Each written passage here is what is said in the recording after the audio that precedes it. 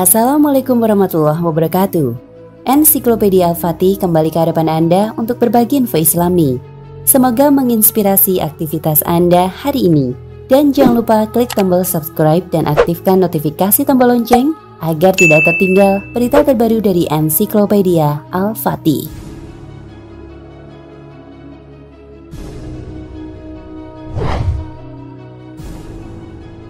Sebelum beranjak lebih jauh, ulasan ini hanya bermaksud untuk membuka sedikit pintu dalam masalah ini.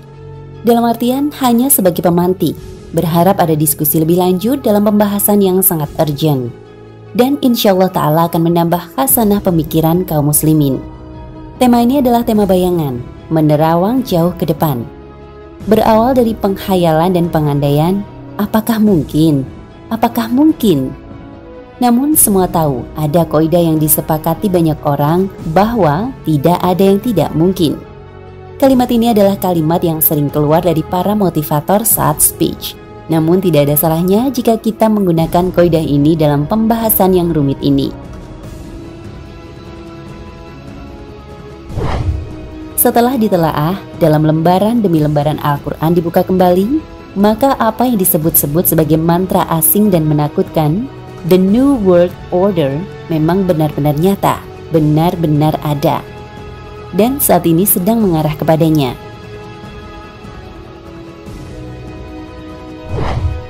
Sebelum kita beranjak lebih jauh, mungkin masih ada dari kita yang belum tahu apa itu The New World Order. Tidak mengapa, karena memang isu ini adalah isu bayangan, isu yang hanya dilirik oleh sebagian orang, dan kebanyakan orang enggan dengan isu ini. Mungkin karena memang tidak tahu atau tahu tapi tidak ingin ambil pusing.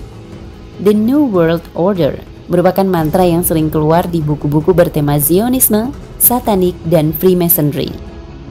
Kita akan temukan kalimat itu dalam buku-buku semisal The Hand of Iblis karya Dr. Omar Zaid, Pemerintah Bayangan yang ditulis Jagat A. Purbawati.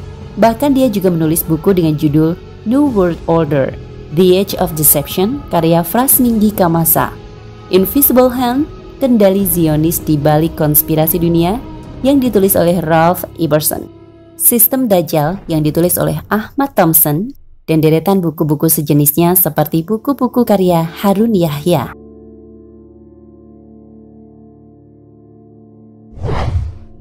Secara singkat, yang dimaksud dengan New World Order adalah sebuah sistem pemerintahan dengan 3 aspek kehidupan baru, sebagaimana disebutkan oleh Tex Mars dalam bukunya Dark Majesty.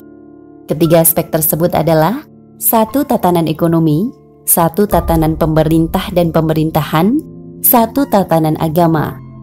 Namun tunggu dulu, yang dimaksud 1 tatanan ekonomi bukanlah ekonomi Islam atau syariah. 1 tatanan pemerintah dan pemerintahan bukanlah dalam pandangan Islam. Dan 1 tatanan agama bukanlah agama Islam.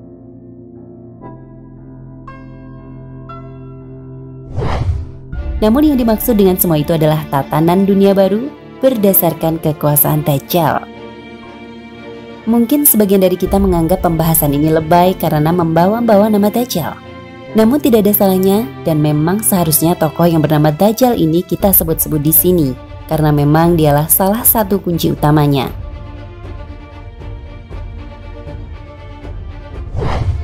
The New World Order atau dalam bahasa kita sebagai tatanan dunia baru atau dunia ketiga merupakan manifestasi dari Dajjal itu sendiri.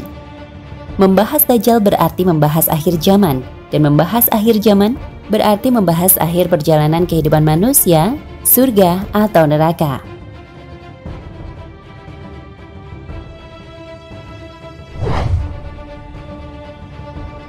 New World Order dan Yahudi. Entah kenapa orang Yahudi, terutama Zionis dan Freemason, akrab sekali dengan yang namanya Dajjal dan segala bentuk konspirasi Dajjal. Ternyata Rasulullah Shallallahu Alaihi Wasallam telah mengabarkan masalah ini dalam sebuah riwayat yang diriwayatkan oleh Imam Muslim, hadis nomor 2944 dari Anas bin Malik radhiyallahu anhu. Rasulullah Shallallahu Alaihi Wasallam bersabda yang artinya, Dajjal akan diikuti oleh 70.000 orang Yahudi Isfahan yang mereka memakai jubah kasar dan bercorak.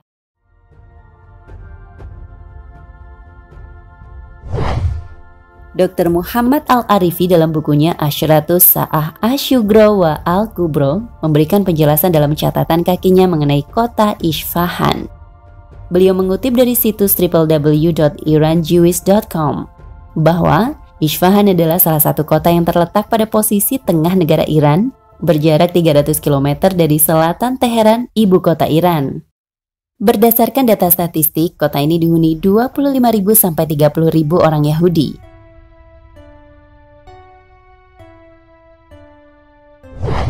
Dalam hadis lainnya Rasulullah bersabda, Dajjal akan mendatangi bangsa Khus dan Karman yang berjumlah 70.000 orang yang muka mereka seperti perisai yang melengkung.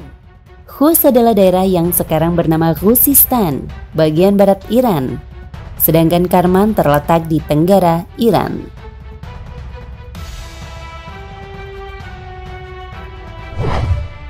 Masih dalam bukunya Misteri Akhir Dunia, Al-Arifi mengutip sebuah paragraf dari kitab Talmud milik Yahudi yang isinya sebagai berikut.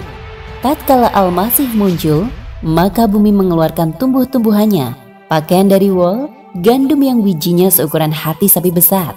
Pada masa itu, kekuasaan akan kembali ke tangan Yahudi dan semua umat manusia akan menjadi pembantu Al-Masih dan akan tunduk kepadanya.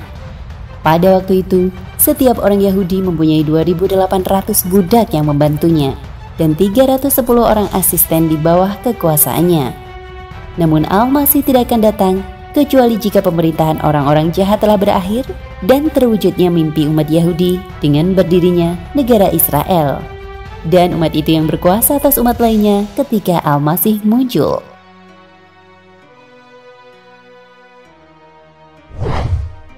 Sekarang yang menjadi pertanyaan, siapa Al-Masih dalam kepercayaan Talmud tersebut? Tidak lain dialah Dajjal, sang pendusta. Al-Masih mereka adalah Dajjal, yang dalam istilah Profesor Imron Hussein, pakar ilmu akhir zaman, eskatologi dari Malaysia, adalah Al-Masih palsu. Dalam kepercayaan orang Yahudi, mereka pada suatu saat nanti akan kembali menguasai dunia sebagaimana Raja Daud dan Raja Sulaiman alaihi salam, dengan Tanah Al-Aqsa sebagai pusat pemerintahan. Maka dari sinilah mereka terhitung sejak PBB membagi tanah Palestina menjadi dua bagian pada tahun 1948, bagian kecil untuk Palestina dan bagian besar untuk para Yahudi.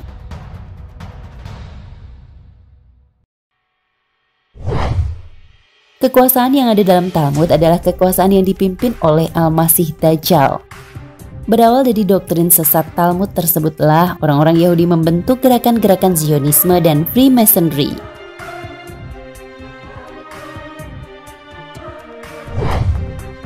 Jadi secara singkat bisa kita ambil kesimpulan bahwa Yahudi memang mempunyai hubungan yang intim dengan Dajjal, sebab Dajjal adalah Imam Mahdi bagi mereka, yang melalui kekuasaan Dajjal lah impian mereka tentang restorasi kerajaan Nabi Daud dan Sulaiman bisa terwujud. Nantikan kelanjutannya di bagian kedua. Wallahu a'lam bishawab.